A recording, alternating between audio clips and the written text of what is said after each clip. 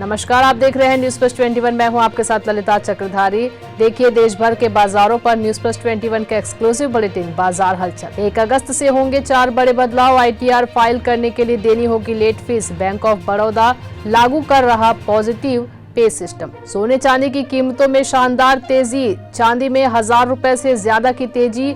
सोना फिर 51,000 के पार निकला। बढ़ने लगी टू व्हीलर्स की बिक्री। कारें पहले ही कोरोना के प्रभाव से मुक्त हो गई थी, अब 2 साल बाद लौटे टू व्हीलर्स के अच्छे दिन। बैंक ऑफ बड़ौदा में अब एफडी पर ज्यादा ब्याज। एफडी पर मिलेगा 5.50 तक का ब्याज। शेयर मार्केट में सेंसेक्स 1041 पॉइंट की बढ़त के साथ 56,857 पर। निफ्टी 16,929 के पार। ईवी एक्सपो 2022 5 अगस्त से दिल्ली में होगा शुरू। इलेक्ट्रिक व्हीकल का मेला, कई नए व्हीकल्स की होगी लॉन्चिंग। हीरो एक्सट्रीम 108 आज नया एडिशन। नई डिजाइन वाली सीट से दमदार लुक मिलेगा।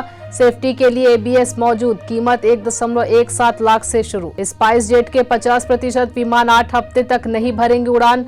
लगातार हादसों के बाद डीजीसीए का एक्शन, कंपनी को नोटिस भी भेजा। विश्व भर के अर्थशास्त्रियों पर सर्वे। दुनिया पर मंदी मंडरा रही पर भारत को खतरा नहीं।